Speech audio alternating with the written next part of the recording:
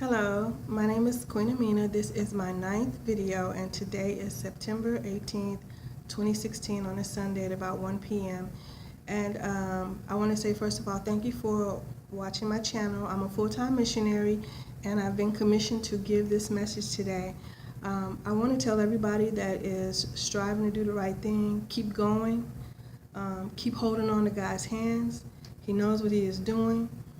Listen to His voice only.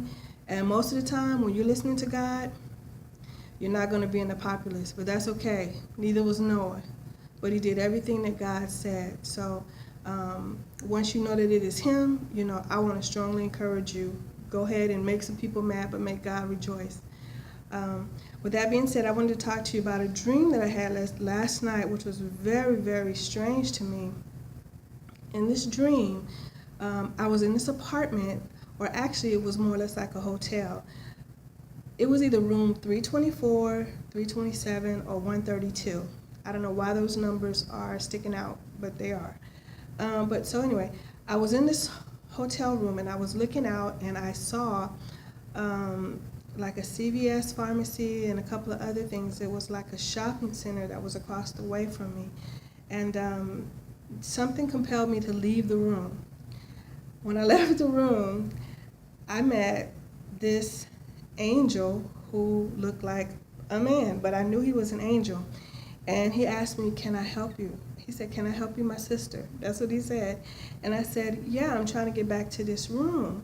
I can't find this room." So he's assisting me, and we're going. His name was, by the way, his name was Terry Dawson. I don't know why I know that, but that was his name. He told me his name was Terry Dawson, Dawson. And so we're walking up and down these stairs. I can't find the way. And then a particular set of stairs that we went down, it was very, very steep. And I feared that I would fall down the stairs. So he put me on his back, and he started carrying me up and down stairs. But I could never find the way back to where I was originally. And I wanted to say that the room that I was in, I was able to see everything that was going on, and I don't know why I left the room, but it seemed like I was just supposed to leave the room. And that dream was about 4 hours. It was a long dream of me just trying to find different paths. And then I don't even know what we finally settled on. So when I woke up this morning, I prayed, and if this is the first time you've ever watched one of my videos, to me, Jesus is Baba. He is the one who died for us, and also God to me is Jehovah Allah. These are the names He's disclosed to me. So pray about everything I say if this is your first time. But if it's not your first time and you've watched a video before, one or two, you already know what I'm going to say. Pray about everything I say. So anyway, when I prayed about it, I was like, Abba, what was that dream about? That was the longest dream I ever had. But I knew that it was more than a dream. I knew that my spirit had actually went somewhere, and I wasn't able to go back to where the starting point that I was at. I knew that for sure because I prayed about it. So he told me by confirmation, he said, "Amina, there are places that you have come from, and there are going to be times where you want to go back, but those paths have all been closed to you. Now, instead of being a spectator, you will have to be more of a participator in what I have for you." That's what he told me. That's what Baba told me. And I was like, okay. So then I had to go somewhere this morning, and I was walking and I was praying, and he said, "Listen, your life is about to change. You're coming out of a storm," and it's true, I'm coming out of a storm. We all have them, whether you are wicked or righteous, but the reality or the end result of the storm is going to be different depending on your heart condition. That's what he told me. He said everybody's going to go through storms, everybody's going to go through adjustments. For the righteous, it's going to be adjustments. For the wicked, it's going to be discipline. For the unrighteous, it's going to push them to a position where they have to make a decision. Am I going to do the right thing, or am I going to let fear immobilize me? which brings up another thing. He was telling me, well, actually, excuse me, already I'm drinking water, sorry.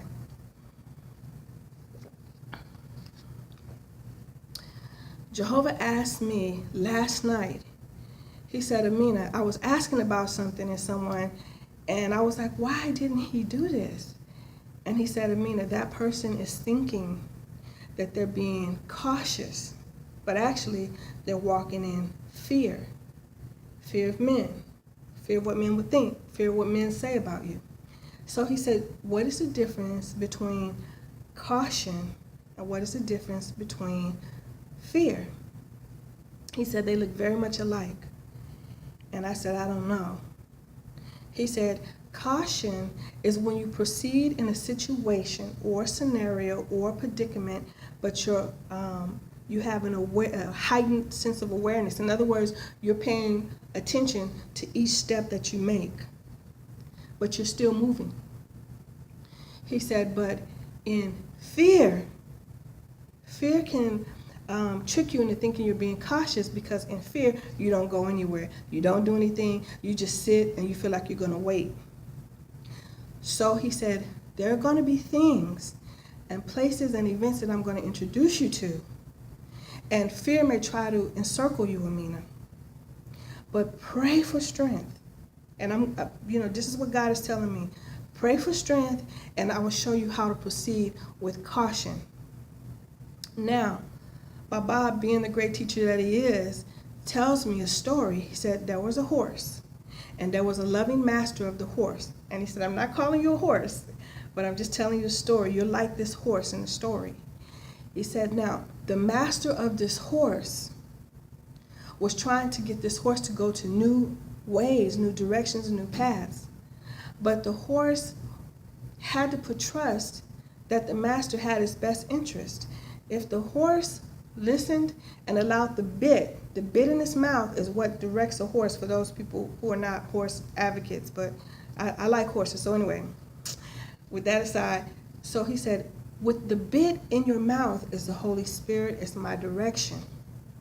If you allow me to use you and direct you, even when you're going through things that are fearful, you'll still be able to proceed in a fearful situation with caution. You see, we have to rely on God to take us into new places and to use us for new things, because all of us, according to what he told me, all of us are created for his purpose, his glory, and he's given all of us what we need. There are other things that we can pray for, as I spoke of in other videos, that you can pray for God's Holy Spirit, you can pray for direction, you can pray for wisdom, you can pray for a calm heart. You can pray that God teaches you how to live in peace with him. Because if you're in peace with him, what he told me, if you're in peace with me, if you're in complete peace with me, it doesn't matter if you're warring with other people, because you're at peace with me. I want to encourage people whom God has instructed to write things down. Because there are some of us out here that have written things where God said, okay, take a pen, I want you to write this down. Not knowing that he's using us for the new scriptures, for the new scrolls. He told me, and pray about this, he told me that the new scriptures, the new book that we will be reading from will be called the Book of Life. And some of us have been commissioned to write particular things in it. I've been fortunate enough to read, it's a book called the Book of the Proclamations of Babylon, and then there's another book called The Adjustments, and that's what he had me read. I was commissioned today to read some of the things that is going to be in the book. It's called the Book of the Adjusters. I won't read too much, I'm just going to read wherever he tells me to read. And the way that the book is called, it's called The Adjustments. And the way that the book is numerated is it's chapter 1, maybe chapter 1 will have 1 through 15. Chapter 2 will have 16 through 27. Chapter 3 would have 20. So it's like that. So if you wanted to look up something, it doesn't have any names.